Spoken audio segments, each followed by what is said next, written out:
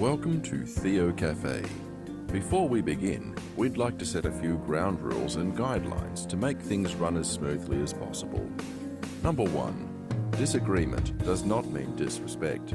Diversity is a good thing, which means we will all have different opinions to share. Let's hear each other out respectfully. Number 2. Deconstruct ideas, not the person. If you disagree with someone, by all means challenge a statement constructively. Another way to say this is play the ball, not the player. Number 3. Be willing to have your ideas challenged and be ready to back yourself with evidence. Just my opinion is not the end of the conversation.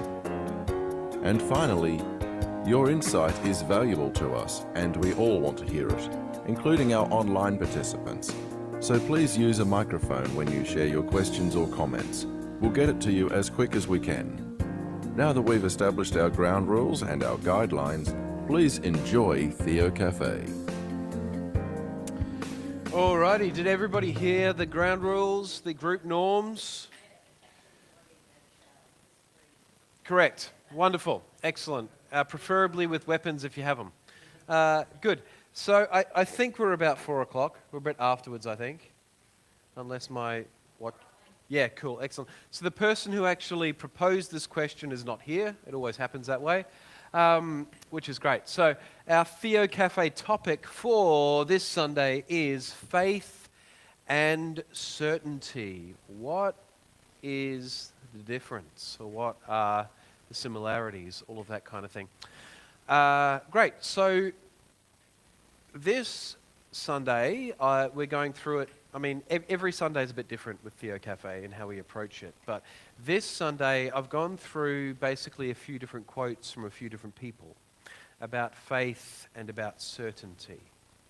And I thought we would use that as our way of cracking open the topic. Right? So, let's begin. Think of certainty, actually I think this is more me, think of certainty like a math problem, right? 2 plus 2 equals 4. Anybody want to argue that? Everybody wants to argue everything these days. Are we pretty agreed on that? Okay, sweet. You sure you don't want to argue it with some alternative facts? There's probably some ginkgo biloba or something you can eat that'll make it, no? Okay, cool. So 2 plus 2 equals 4. You do not need trust because you have proof. We all have proof. 2 seats. Together they make 4, right? Faith is like trusting a close friend. You love them, but you do not have proof of what they will do every single day. So I'm not trying to convince you of any of this. This is just stuff that's being presented. You can disagree and don't ever be embarrassed if you do disagree, okay? Who's this beautiful strapping looking man? Certainly not my cousin Gary. Don't have a cousin Gary.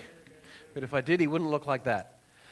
So this, of course, is Soren Kierkegaard, right? He is the father of existentialism. I'm quite a fanboy of existentialism. You get fanboys of bands, you get people who love K-pop Demon Hunter, all that kind of stuff. I'm too nerdy and boring for that. I'm a fan of this guy. So this is Soren Kierkegaard. Soren says, faith is a leap unto the unknown. If you have complete facts, you do not need faith. He argued that having absolute logical certainty can make people lazy. True faith requires firm commitment even when you have doubts. Don't have to agree with that. Not like he's anybody important from history. All right. Here's a modern quote. I'm trying to sort of go between modern, ancient, that sort of stuff. The opposite of faith is not doubt, but certainty. That's Annie Lamott. This isn't going to take long today, but hopefully the discussion will. This is the sort of working out of that, right? Certainty is like having the certainty that there's a dog barking very loudly right in front of you, right? I do have a stick, but we have no certainty that's going to stop them. So certainty is like having a math answer in the back of the book. You already know it is true. It leaves no room to learn or grow. Faith is a choice to trust even when you have questions. It means accepting the unknown. So faith means trusting that the dog is going to stop barking. Right? But we don't know. But we had faith. But we don't know. But we have faith. That's right. All right. Do we know who this is? You should all know who this is. We're all Christians, right? We should know our Christian history by the look of it. Of course, this is Saint Ignatius of Lyons. Yeah, see? He knew. Right? So Saint Ignatius of Lyons, it is better to go on living without the certainty of blessedness and serve God and seek your neighbor's salvation the while than to die at once with the assurance of glory. This makes no sense for us in modern ages because it means it's best to go on without certainty of your own assurance of glory and make sure that your neighbor has salvation. You know why that shocks us so much? Because we are selfish and individualistic. Why would we want the best for others even when sacrificing the best for ourselves? St. Ignatius of Lyons. I'm not saying you have to agree with any of this. We could be great, good, modern Western capitalists and go eat McDonald's. It's fine. All right. Next one. Who's this? Have you seen this guy before? Yep. Billy Graham. That's him. Good. Excellent. So Billy Graham said, he was, I think, he's known in some Western countries, right? He's a good purveyor of religious kind of promotion. Billy Graham. A great evangelist, a man of great integrity, actually. In the modern world. I don't care what tradition you come from. He's different to many other sort of my tradition and other people's traditions, but this is a man of integrity. And he is famous for saying, you best demonstrate your faith in a bank by putting your money in it. Good use of capitalism. You best show your faith in the doctor by trusting him in times of illness. We don't do that enough nowadays. You best prove your faith in a boat by getting on board. You best demonstrate your faith in Christ by trusting him with your life and receiving him unconditionally as your Savior. It's quite practical, Billy. BG. All right, next one. I'm not going to tell you who this quote's from, just want to read it. We are convinced that the people need and require this faith.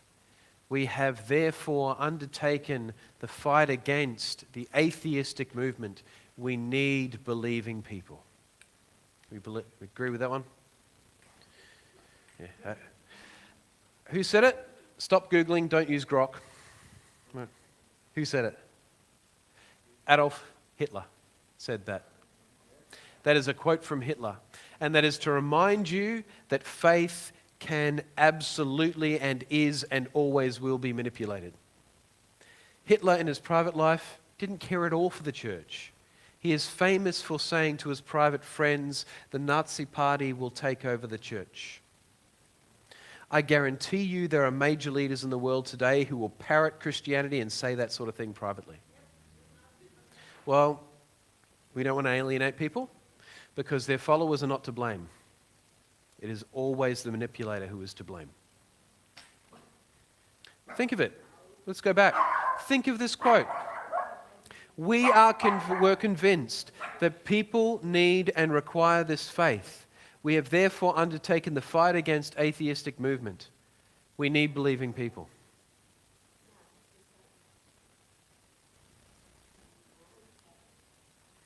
Needing believing people, I agree. I think it's a very good thing to have believing people, right? Convinced that people require faith? I am convinced that having faith is a very, very good thing. Here's the plot twist in this one. We've undertaken the fight against. Jesus never spoke about that when it came to belief. That's where we can get manipulated. Very good. All right, so do we know this guy? That's not Hitler. That's right. Martin Luther King. He's quite different. You may have heard of him. He was quite useful and was killed for his faith. Faith is taking the first step even when you can't see the whole staircase. So I think there's some slight parallels between actually what Martin Luther King said and what Billy Graham said. I think maybe this is part of from the culture they come from too, the American culture, and that it was really quite practical, the way they approached it, right? Whereas Billy Graham, and again, he was a man of great integrity.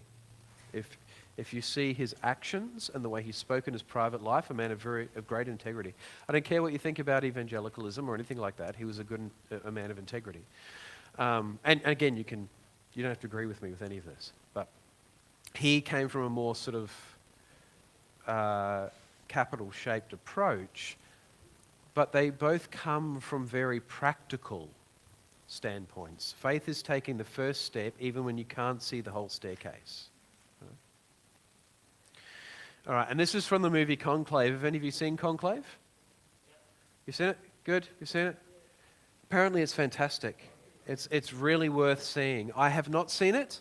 I try not to see outwardly faith-proclaiming movies, not because I think they're bad, just because I'm not that interested in them, because I read a lot of theology, and I like to see how deep themes are portrayed outside openly proclaimed faith-based movies. Right? Doesn't matter, but anyway. From the movie Conclave. I think this is a great quote. Let me speak from the heart for a moment.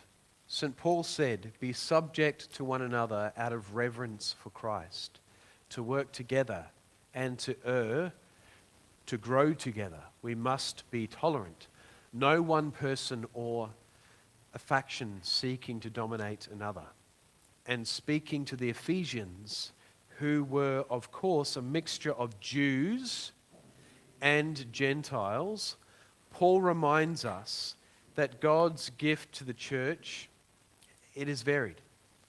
It is this variety, this diversity of people and views which gives our church its strength. Not a monoculture. And over the course of many years in the service of our mother, the church, let me tell you, there is one sin which I have come to fear above all others: certainty. Certainty is the great enemy of unity. I couldn't agree with this more. Certainty is the deadly enemy of tolerance. Even Christ was not certain at the end. How could he say that? My God, why are you forsaken me? He cried out in his agony at the 9th hour on the cross. Our faith is a living thing, precisely because it walks hand in hand with doubt. If there was only certainty and no doubt, there would be no mystery and therefore no need for faith. Let us pray that God will grant us a pope who doubts, and let him grant us a pope who sins and asks for forgiveness and who carries on. Right? Dang it, shouldn't have gone to that next one. So the thing is, even the Pope, who the Roman Catholic Church firmly believes, and I'm not critiquing this belief at all, that he is Christ's representative on earth, is human and therefore sins. No matter how holy that person may be, and we should not forget people's holiness just because they're human and sin like the rest of us. It is more holy to admit that we sin and ask God's forgiveness. Right? I think that's an amazing quote. That's from a movie, right? Goodness me, the writer's really got certain parts of the gospel out of that. And before I finish, of course, but I've got to have faith, right? And who is that? George Michael. Wonderful. Excellent. I thought I'd finish on that for no reason other than it's great. Okay, so Theo Cafe. Our topic is faith and certainty. What is the difference?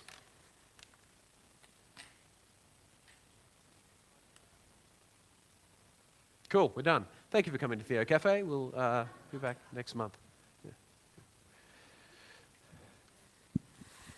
All right, I'll answer. Go for it. Faith is the belief of something. Certainty is the knowledge. As you've said in your sermons, you can point to the steel railings in front of the altar, and you can say with certainty that that is a steel railing. Cool. Thank you, Josiah.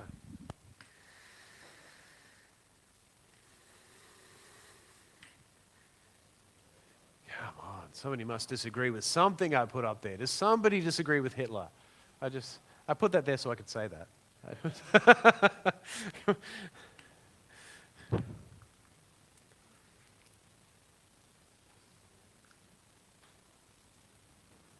I've heard so many times people argue that certainty is necessary for faith. I've had a million times people argue that faith is certainty.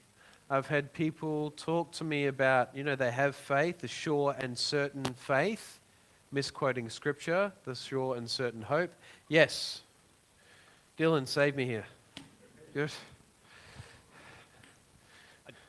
Just thinking out loud, it's quite difficult because when we've heard the two metaphors throughout the presentation, there's one that's very focused on like a material-based illustration. Yeah. So it's like, I have faith that this chair is going to hold me when I sit on it.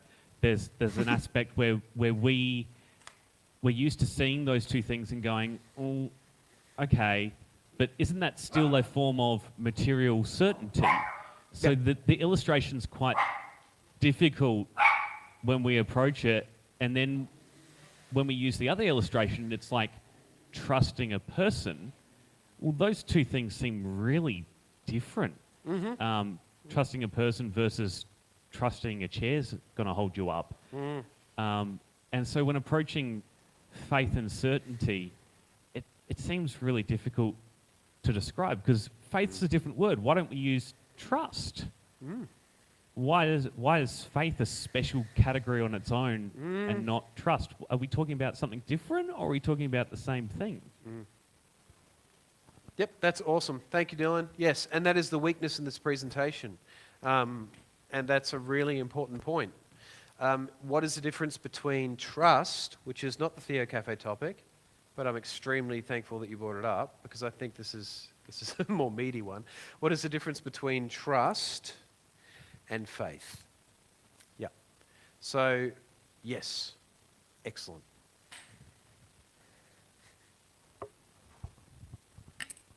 So I'm not going to answer that question, but what made me, when you were talking, it made me think of risk. So, about faith, about sitting on the chair, but that's really a risk. You're doing risk assessments. The risk of, will this fall or will this break? And I suppose I wanted to add risk into that discussion as well. Awesome. Awesome. Beautiful. That's great. We should have done one of those fun things they do online. Is it real or is it cake? They got someone to sit on a chair. That would be good. Yeah, good, Vicky? Yep. Some wise friend of mine said, life is a health hazard. I'm about to go for my third injection into my right shoulder because I've got a problem with the shoulder. Mm. I know nothing about radiology or radiography or they're going to do it under a CT scan. I'm not that sort of person. I know nothing about it. I just have to trust that these radiologists know what they're doing. But many people, unfortunately, have been butchered and had awful things done to them by the medical profession, but they trusted them, and the doctors didn't help them. In fact, they did something which made them die more quickly. So I remember when I first came to Brisbane, I went to a talk by a guy called Bishop Spong. Oh, John Spong? Was he actually, was it him? Yes. Oh my gosh, I'm committing the sin of jealousy right now. Okay, good. And I went to listen to this fellow in Brisbane, and I thought, gee, that's different. He said, when we have a baby, do we look into their eyes and say, you are a sinner? How can that be? He said, no, they may sin as they grow up, but nobody begins life when they're born as a sinner. I thought, I think I like this guy. So some people have said to me, the religious denominations that provide certainty, if you go to church every Sunday, if you take the sacraments, if you pray every day and read your Bible, you will go to heaven. Well, the people who've travelled up in space have never found heaven. They've never found a soul either. They might have found a barking dog. Maybe. They also don't understand metaphor, apparently. So I really think there's nothing certain. Sure, that's great. Thank you. That's really valuable. This is a really interesting question because we have gone past, we're sort of a post-evidence society now, right? So while you're getting injections in your arm by people who have spent years studying the realities around the effects of these things and have given years of their lives to actually putting the work into knowing it, you'll have somebody come up to you on the street and say, oh, no, that's just all big pharma. Use black salve and they'll make it better. And thousands of people will believe them. And then they'll go online and post that, and they'll make money from ads on that, and people will believe them. We've gone to post-experience society, right? And it's dangerous. So the idea of faith and certainty is more important today than it ever has been. People would have seen Jesus, right? They would have seen a miracle of Jesus right in front of them. Right? And they would have thought, oh, no. I've heard of this guy over here who has an alternative kind of remedy. We've got to believe him because this is far more believed now than what this was. Right? So it's a really important question these days. Dylan. I want to throw into the discussion. So there was a famous sort of query brought up by this guy. It's called the no-die llamas. Probably pronounced the guy's name wrong. Where, say, for example, you come downstairs in the morning and you look at the clock and it says 7. But you didn't realise that the clock was broken. It just happened to have landed on the same time that you've walked down and you've seen it. Is your knowledge accurate, or is it incidental that you've got accurate knowledge? You don't realise that it's broken. You go off, have your work day, you come back a second time, 7 p.m. at night, you happen to look at the clock, still broken on 7, and you think it's 7 p.m. And it's just sort of made me wonder and feel like it's appropriate to sort of add that in about how accurate is our knowledge really, and what is true knowledge? Yeah. And I asked the question about like how, like, is certainty just this myth, this value that we hold in our society that isn't as helpful as it could be? That's great. Thank you. The importance in that question is ignorance. So the person was ignorant in knowing the clock was broken. So they were lucky in seeing that clock at 7 and 7. That's how snake oil salesmen and black cell salesmen sell things to the public. Ignorance of the public. And then they can spin whatever story they need around that. They can show black salve that's worked on something that actually has nothing to do with what they're talking about, and people will believe them. Good question, though. That's a good one. Yeah. I have two comments for you. Yeah, you just turn me up a little bit. There we go. Just one sort of... I find it interesting. I find it very interesting how much faith we put into a YouTube content creator, a TikToker, or somebody on, you know, one of those short form medias or whatever. And yet so few people will put the same faith into God. That's my first comment, which is just an interest. Yeah. My second comment is a crucial aspect of faith. An act of faith or a leap of faith is arguably more significant of an act because of the lack of certainty. It increases its meaning, I would argue. I just thought I'd throw that in there. Yeah, that's awesome, Josiah. I think sometimes, and this is not a please. I mean, I can't get away from this because I'm a priest. I'm up front talking in a church, right? So it's gonna sound like a advertisement for the church, but it's not meant as that. I think a lot of the time, I have experienced some of the time that when people are talking to me about why they don't go to church or something, it really just boils down to they don't want to listen to other people. They don't want to be influenced by other people. They don't want to have to actually have some humility to listen to the opinions of those that they wouldn't usually agree with.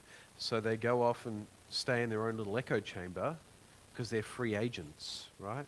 Whereas in churches, you have to have some faith in people that you don't politically agree with. That you know what? They could be good people too, right? And you could actually learn things from them and be moved by them, right? Whereas if you're just on your own, that you don't have to listen to anyone else. You don't have to learn from anyone else. And that's where the effort is. Yeah, I suppose I think about, you know, a lot of people who've gone through schools where they were like hit by nuns and For sure. and horrible, just like Yep. could be from minor stuff to quite major. Yep. You know, I think that's impacted a lot of people's view. Yep. You know. Completely agree. And I suppose when we're sort of talking about certainty and I suppose I look at science and how science has changed over the time and basically anything that was against the science of the time was seen as, you know, a bit crockpot, a bit this or a bit that. But then over time, you know, that idea changes. So the idea that, you know, the authority at one stage said, oh, smoking, that's not very harmful. Oh, Coke, that's absolutely fine, you know. And then we over time. So people doesn't, because they're an institution, for instance, even Big Pharma, we're going, well, you know, they have their own agendas. So, yeah, you know, I suppose I'm just talking about people within authority that are running their agenda that... Yep. No, I agree. I entirely agree. And it's nothing in this life is black and white. And we're terrified of the grey. And, you know, if I was a Labor voter, then I would find it very hard to critique Labor and vote for Liberal, right? And if I was a Liberal voter, I'd find it very hard to critique Liberal and maybe consider Labor. I mean, both of those parties are just different wings of the same plane. They're holding up the same system, right? They're just very different variants. And if you look at the realities of the the independent institutions behind statistics and things, when you look at the claims of the parties, you can then see the ways that their rhetoric is shaping how they want to manipulate people to vote. And that's the same with minor parties and things as well. But we just find it so hard. We have to nail our flag against something, as humans. And then we call that certainty. A lot of the time, it just isn't. We forget what faith is and what certainty is a lot of the time. Paul, do you have Josiah? Yes. Yeah, I just wanted to read a comment off here Great. from Bob. Bob says, Bob, who is not here. He is watching. Yes, welcome Good. to Theo Cafe, Excellent. Bob. It's good to have you with us. It is. Yeah. He says, now I'm too loud. Faith and certainty are interwoven. Examples, I have faith in my knowledge to be certain that the rail in front made of steel. I have faith in Jesus to believe that he was the Son of God, Sure. and as such, I'm certain that he will lead me to salvation and eternal life. Great. That's awesome. Thank you, Bob. Thank you, Bob. Appreciate it. That's a great comment. Look. Yeah. So that there is faith and certainty in both of those things. I don't need faith that this is metal and that it's here. I'm already certain of it. So that means that I'm also certain that if I sit on it, it's not going to break, right? That is certainty. It's right there in front of me. And with Jesus, do I see Jesus right in front of me? No, I don't. If you do, please go and see your local psychiatrist. But if do I know with absolute certainty that Jesus is the God who will, save my soul for eternity, that sort of stuff? No, I don't know for certainty. I'm sorry, even post the Renaissance and the Age of Reason and the Enlightenment, I reject that I need that certainty. I have faith and I could be wrong. I'd love to start a cult and tell you that I'm not wrong. The Anglican Church isn't a cult. I mean, you can claim it is, I don't care. I don't mind the bishop. I have faith in them, believe it or not. But I don't know for certain. I can tell you mystical experiences I've had and things. I can tell you wonderful things that I've experienced through faith. But you don't have to believe me. And I don't expect you to believe me. And it isn't a certain thing. But boy, do I have strong faith that that's the case. If I didn't, I would not be a priest. But it's not certainty. That's valuable. Thank you, Bob. One of the things that I've often told people, you included, is that every farmer lives on faith. Yes. You prepare a seed bed, you plant the crop, and you pull the machinery out of the paddock and shut the gate. And that's all you can do. From then on, is it faith? Is it good luck? Is it certainty that the rains will come and over the next 7 months the crop will grow, that it will ripen, and you'll be able to harvest it? Is it courage? Is it stupidity? Is it all of the things above? That's a great question. It is, but it's also a way of life that a lot of people love. And you're committed to it. Yeah, but you're also committed to making a living, You have to eat, don't you? just the same as you are to get a wage. Well, that's true. Yeah. Absolutely. That's great. Thank you. I'm not going to add anything to that wisdom. That's, yeah. Which is it? Why are you asking me? I'm a 39-year-old young man, thank you very much, Maureen. I look to you for my wisdom. Thank you. That's a great question, Maureen. Thank you. I don't know. I think there's a lot of faith in that. I also think there's a lot of commitment in that. And I think there's a lot of you having years of that to have courage in your conviction. I don't think it's certainty. I don't think it's foolishness. That's right. That's right.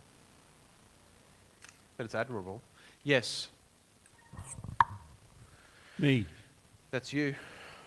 I'm going to quote the Bible. Don't do that. What? Now, faith is being sure of what we hope for and certain of what we do not see.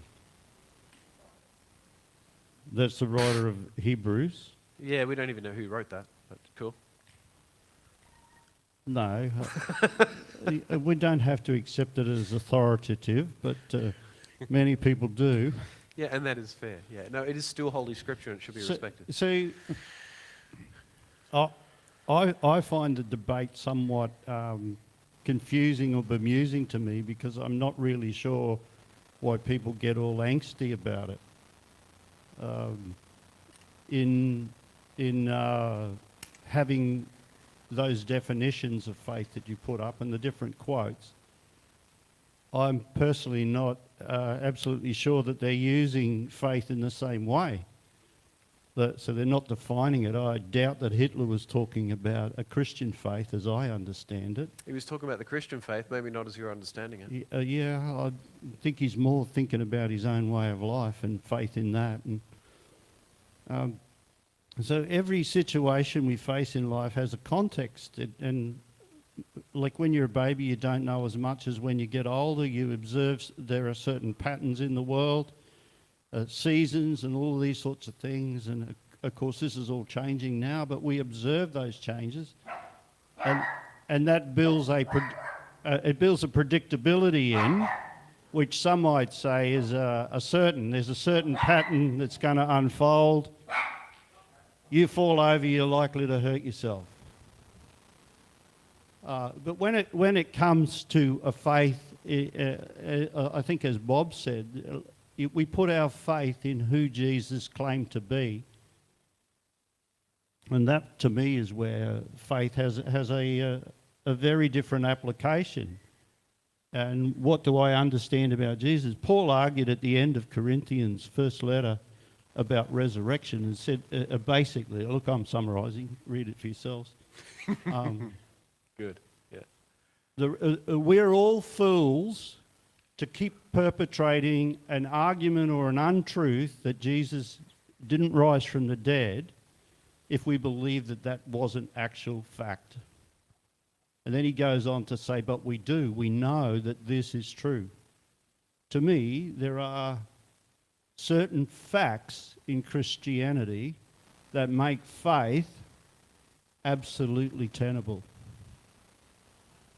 And it relates in many ways to the scriptures that we hold to authority. It doesn't mean we don't ask questions of them, but to me, that certainty in faith has an overlap, even if it's not that you've got to prove everything to the nth degree, because nobody can do that. Nobody knows everything. In my lifetime, you were encouraged to eat salt. Then you were told that salt was bad for you. Then you had to have some salt. Even the established facts change. So what is certainty?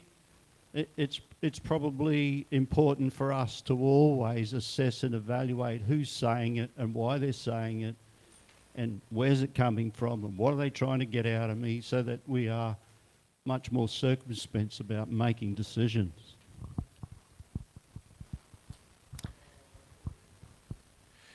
We'll go, hang on, who was first out of, okay, yeah, we'll go with John, Sure. and then we'll go, yeah, thank you, Josiah. Over here waiting as well. Excellent, that's great, that's really good. Yep.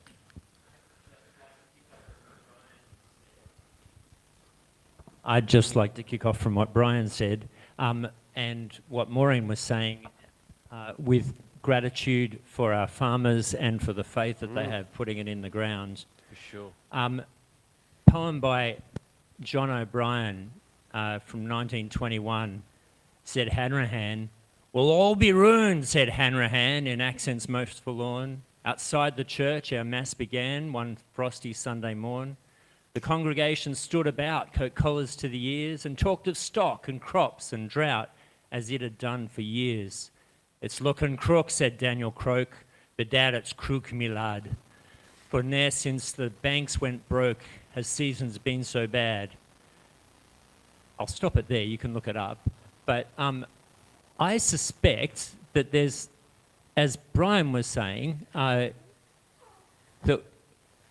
we need to look at who's saying it and why they're saying it and what's going on, because in every act of faith there can be doubt and there can be grief and there can be fear, but it's still faith. Kind of like saying, I think I've reached my time. Oh, there you go. It's kind of like saying it's not courage unless there's some fear underneath it. So for me, the necessity of community is borne out by the need to have space to voice these griefs and these fears, and to be held despite my doubts, and to be able to have people who will hold my faith with me, so on days when my grip is loosened, I can be held tightly. Yeah, great. Awesome. Thank you, John. Okay, so Josiah. She Yes, is as well, but we have a question. Does doubt exclude you from faith? No. Is it the opposite of faith? No, absolutely not. No, doubt is not the opposite of faith. I would agree with the quote we had initially. Certainty is the opposite of faith. We have to have backbone to not have certainty in front of us, to have faith. Don't have to agree with that. But that would be my position. And that was, I only say that because it was a question, so I'm answering it. Yes. Just going from what you were saying over there, that could I say that certainty is a myth, that that's a fallacy, that everything is, that you either have a higher level of faith. So for instance, that steel, I don't know the molecular structure of steel, it could be something else, it could be an alloy, or, you know, but I'm trusting, I have a high degree of faith that is what that is. Same with 2 + 2, I was told that many times. You know, if I was from another country, another language, I may not necessarily know those words, so that person has less faith in the fact that 2 + 2 is 4 than I do as an English speaker who've, you know, learnt that since I was a child. So is it just levels and degrees of faith, that we have a high degree of faith in some doctors, and we have a high degree of faith in the sturdiness of the chairs, and in other things we have less faith? I think there is a degree of that. However, people in the other part of the world still have 2 sticks together. They can say, buggy, whatever. Doesn't matter what language. They still know there are multiples of that one. Whereas, sorry? Well, they have it in their hands, right in front of them. They feel it. Their senses take it in. They can smell it if they want to. They can poke themselves with it if they'd like to. Where is the Holy Spirit that we can do that with? It's a very good question. Thank you. Yes, Vicky.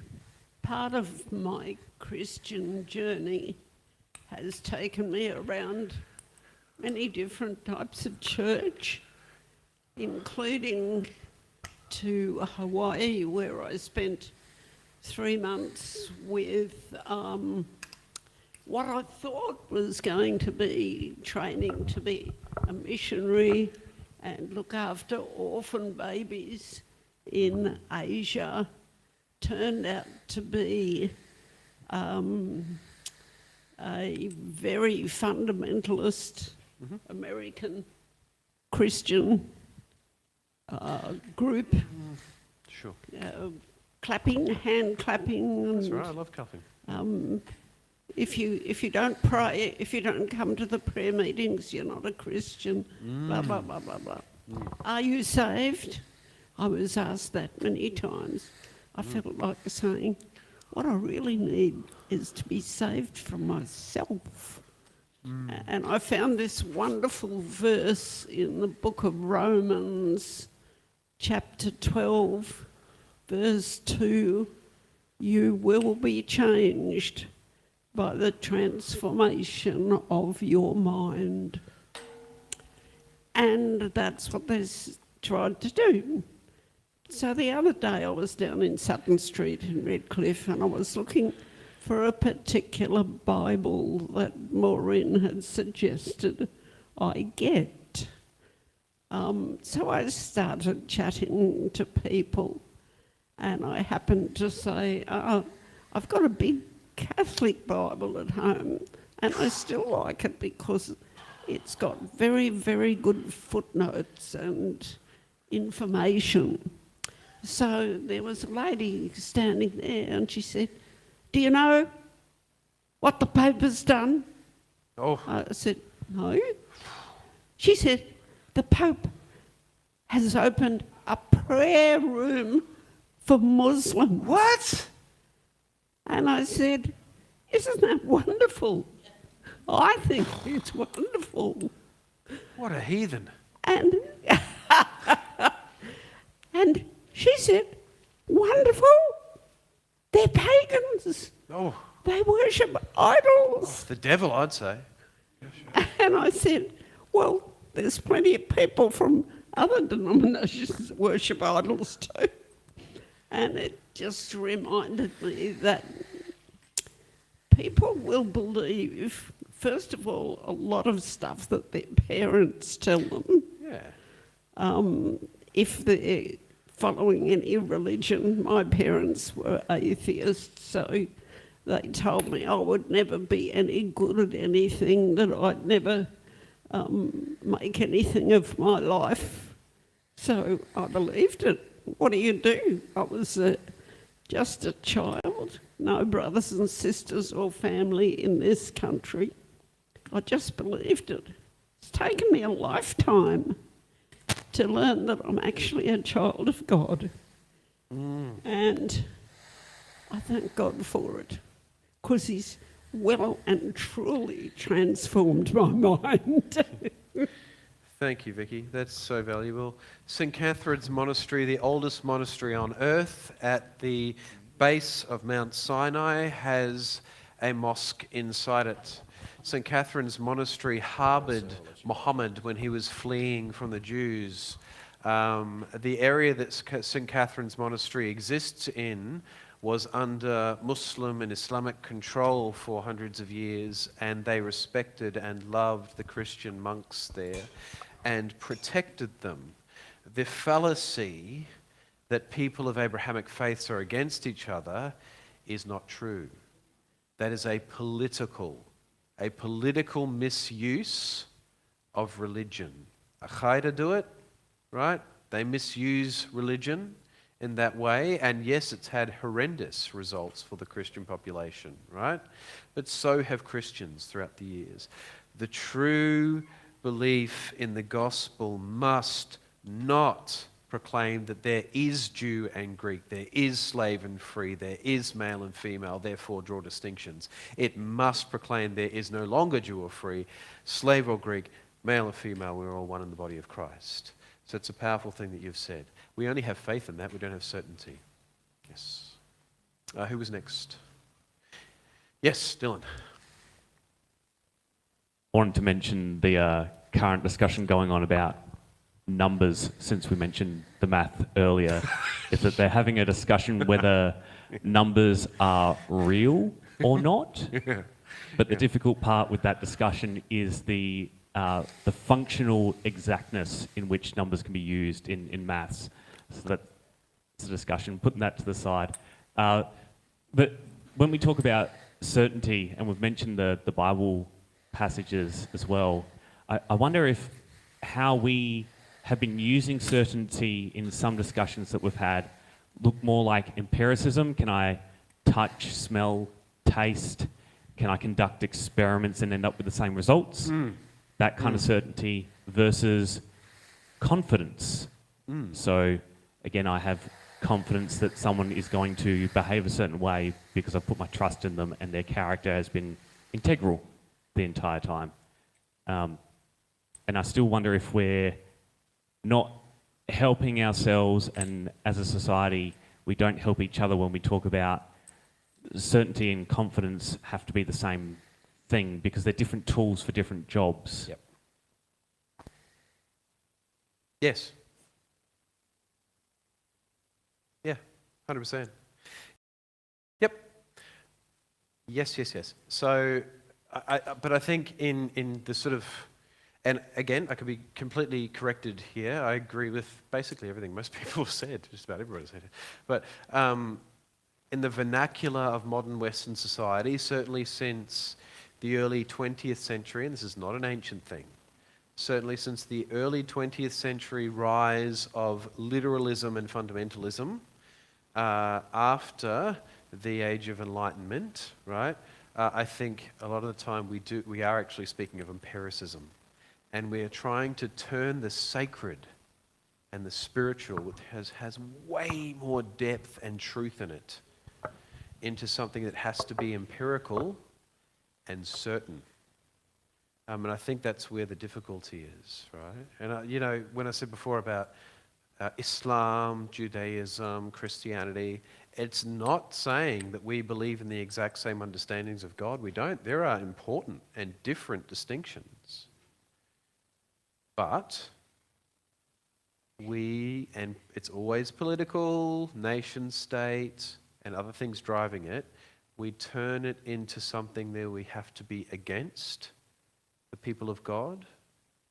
And if God is creator, God created all of us. Right?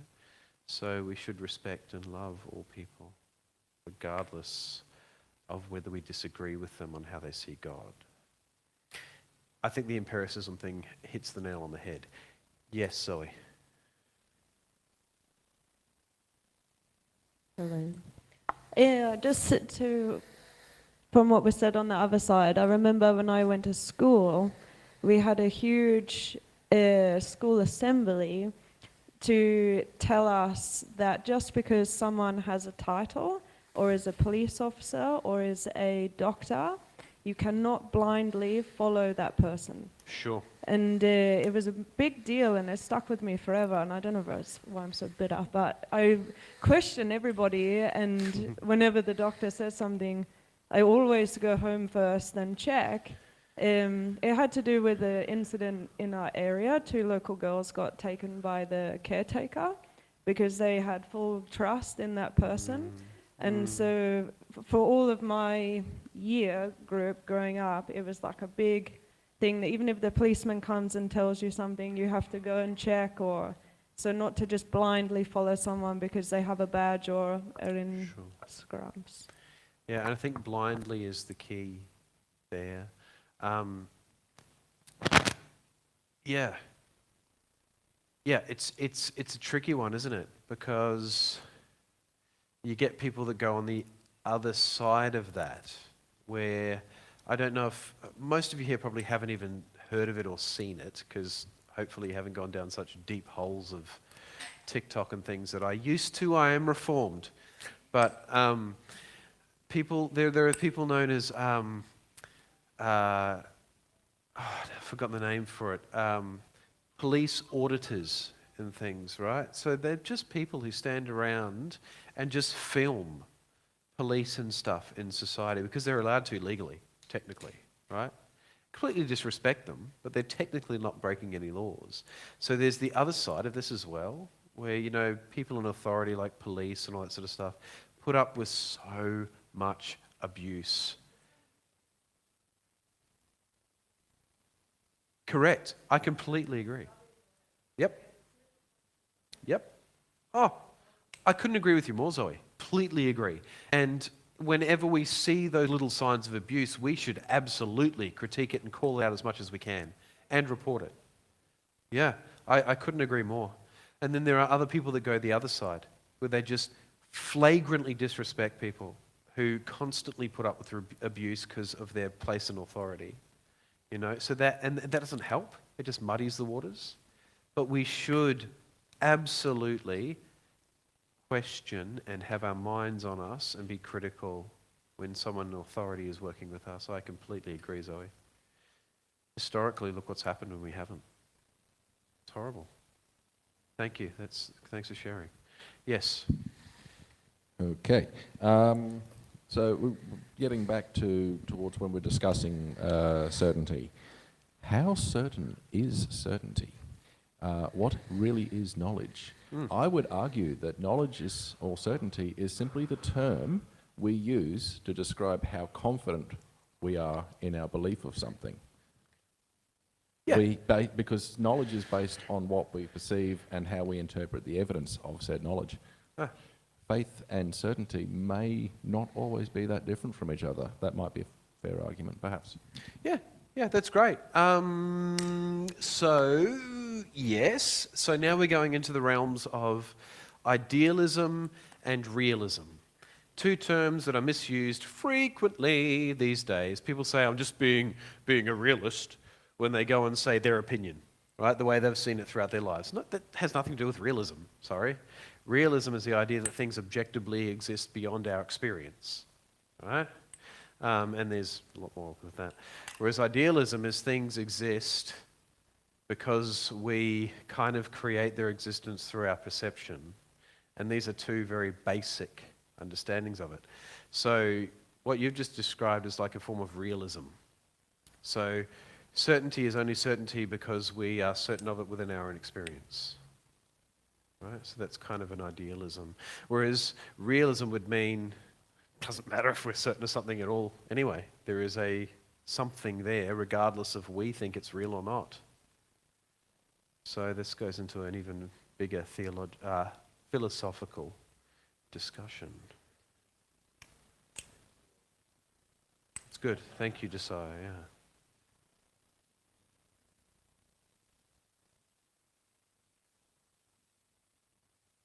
I think, look, to be completely honest, these discussions are extremely useful in today's society where we just have so much polarization, right? You can't critique the obviously horrendous behavior of certain leaders without people then rejecting you because they like that leader, right? We should all be grown up enough to be able to be good Greens like voters. Okay, hear me out. Hear me out, please. This is not the end of this at all. This is not the end of this.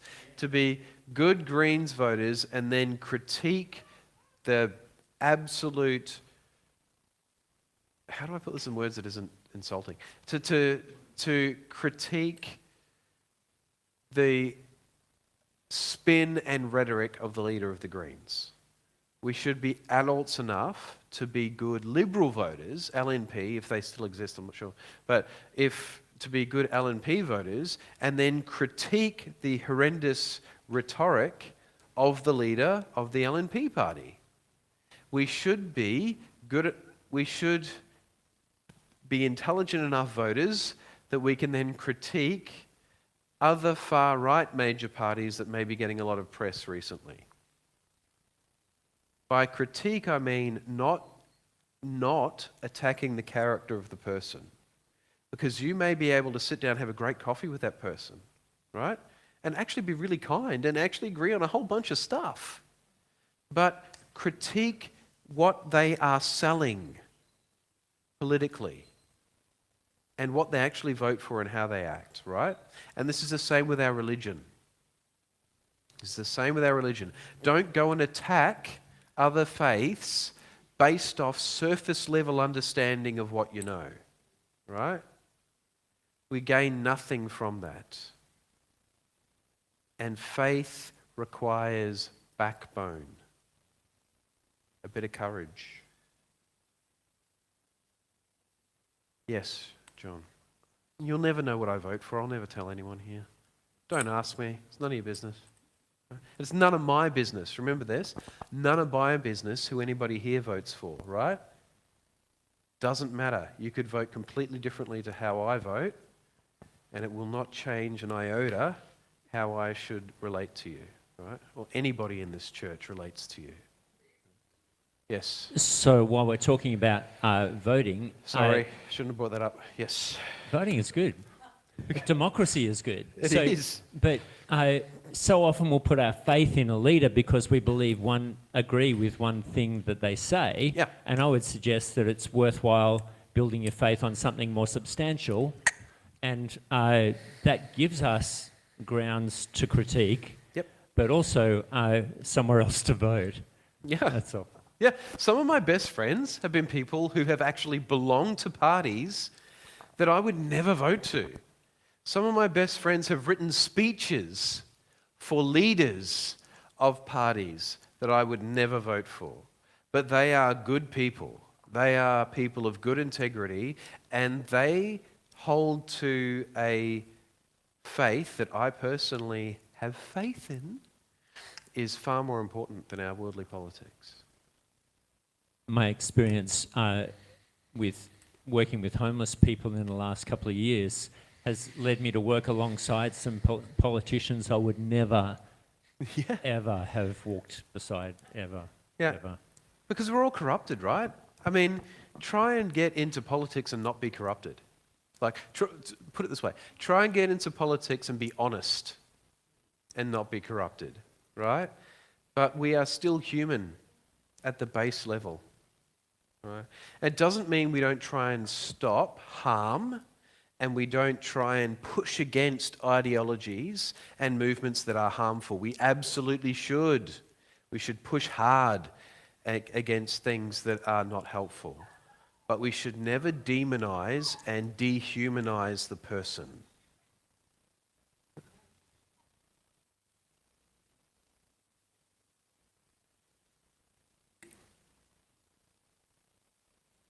Is that it? We're good? Lovely. Do you have, nobody's lost their faith? Please. Good. Excellent. Wonderful. All right. Theo Cafe is closed. Well done, everybody.